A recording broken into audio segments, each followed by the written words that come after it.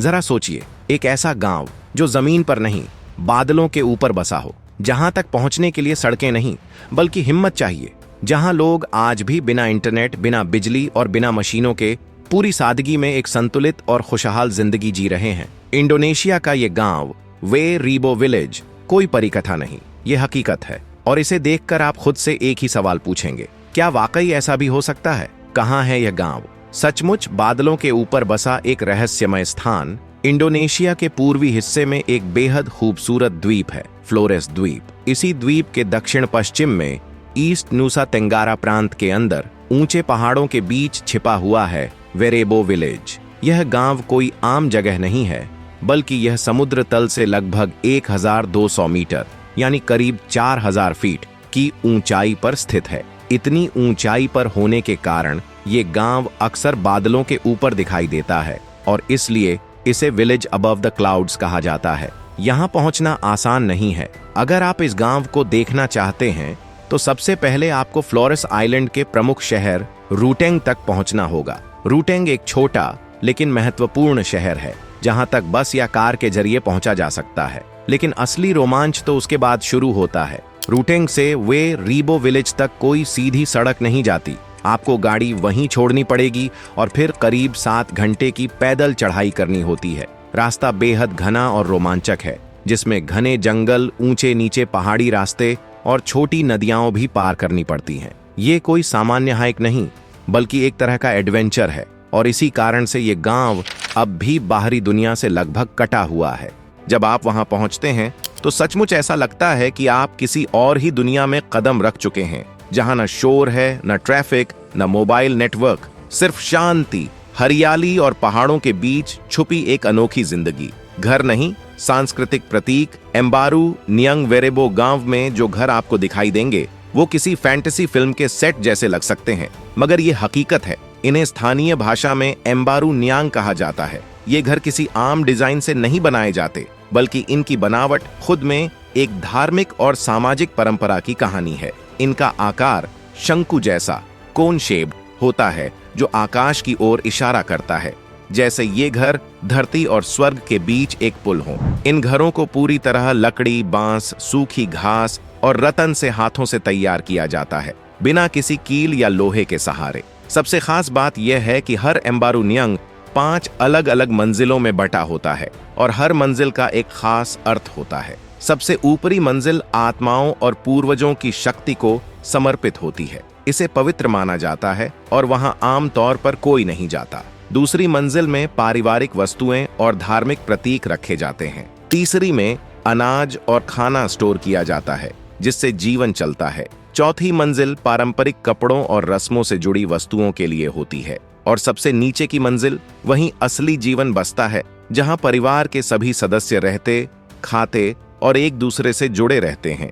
यह घर सिर्फ रहने की जगह नहीं है, ये कबीलाई एकता, पूर्वजों की श्रद्धा, प्रकृति से जुड़ाव और संतुलित जीवन का प्रतीक है। हर एक घर की मरम्मत और निर्माण पूरा गांव मिलकर करता है, जिससे कम्युनिटी बॉन्डिंग और कलेक्टिव रिस्पॉन्सिबिलिटी भी बनी रहती है। टेक्नोलॉजी से दूर लेकिन आत्मा से जुड़ा हुआ जीवन। वेरेबो गांव में जिंदगी वैसी नहीं है जैसी हम शहरों में जीते हैं। यहाँ ना बिजली की लाइनें हैं, ना मोबाइल टावर और ना ही वाईफाई सिग्नल की कोई तलाश। दिन की शुरुआत सूरज की पहली किरणों से होती है और रातें चूल्हे की धीमी आंच और लोकगीतों की मीठी धुनों के साथ ढल जाती है। यहाँ के लोग खुद अपने खेतों में मेहनत से अनाज उगाते हैं, पानी पास के झरनों से लाते हैं और जो कुछ भी उन्हें चाहिए वो प्रकृति से ही पाते हैं। कोई डिलीवरी ऐप नहीं, कोई शॉपिंग मॉल नहीं, फिर भी जिंदगी पूरी है, संतुलित है। जो चीजें हम कमी मानते हैं वही उनकी सबसे बड़ी दौलत है। परंपरा आजस जीवन शैली। वेरेबो गांव में परंपरा कोई पुरानी चीज नहीं है, यहाँ परंपरा ही जीवन है। यहाँ के लोग मंगरई जनजाति से ताल्लुक रखते हैं और पीढ़ियों से चली आ रही मान्यताओं को आज भी पूरे आदर और श्रद्धा के साथ निभाते हैं। चाहे बात हो पूर्वजों की पूजा की, पारंपरिक विवाह रीति रिवाजों की या फिर फसल कटाई के त्योहारों की, हर आयोजन, हर रस्म प्रकृति और समाज के बीच एक खूबसूरत संतुलन की तरह निभाई जाती है। गांव में बुजुर्ग सिर्फ उम्र से बड़े नहीं, बल्कि उन्हें चलती फिरती लाइब्रेरी माना जाता है। वो निर्णयों के मार्गदर्शक होते हैं और उनके अनुभव को सुनना गांव की जरूरत होती है, न कि सिर्फ एक औपचारिकता। यहाँ कोई कोर्ट कचहरी नहीं होती।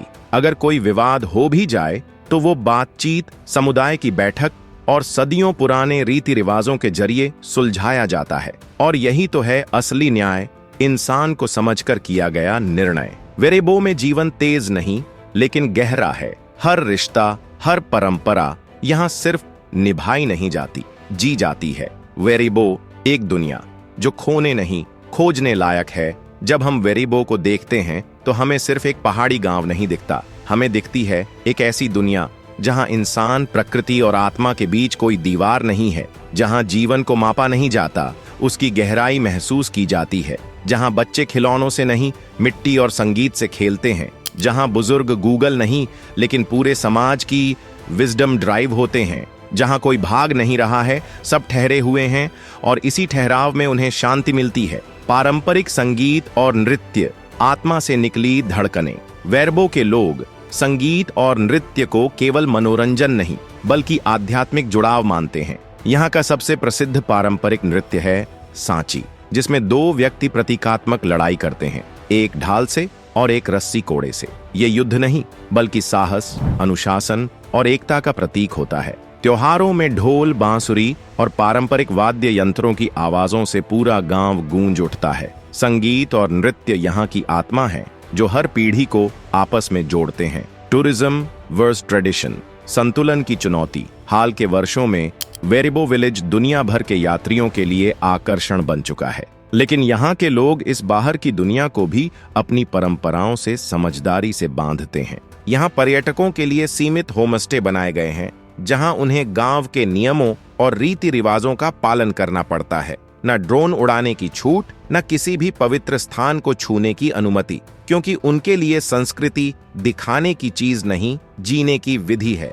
इसी समझदारी की वजह से पर्यटन भी यहाँ संतुलित और जिम्मेदार बन पाया है। युवाओं की शिक्षा, परंपरा और आधुनिकता का संगम। हालांकि गांव में स्कूल नहीं है, लेकिन कई युवा रूटंग या दूसरे शहरों में पढ़ाई करने जाते हैं। अच्छी बात यह है कि शिक्षा उन्हें अपनी जड़ों से काटती नहीं बल्कि और भी जागरूक बनाती है कि उनकी सांस्कृतिक विरासत कितनी अमूल्य है। कई युवा पढ़ाई पूरी कर वापस गांव लौटते हैं और सस्टेनेबल पर्यटन, कल्चरल प्रेजर्वेशन और स्थानीय इकोनॉमी को आगे बढ़ाते हैं। वेरेबो से सीख हम क्या अपना सकते हैं? हर किसी के लिए वेरेबो जाना संभव नहीं, लेकिन उनके जीवन से हम बहुत कुछ सीख सकते हैं। अगर आपको ये यात्रा दिल से छू गई हो तो लाइक जरूर करें, अपने दोस्तों के साथ शेयर करें और ऐसी ही इंफॉर्मेशन के लिए चैनल को सब्सक्राइब करना बिल्कुल ना भूलें। धन्यवाद देखने के लिए।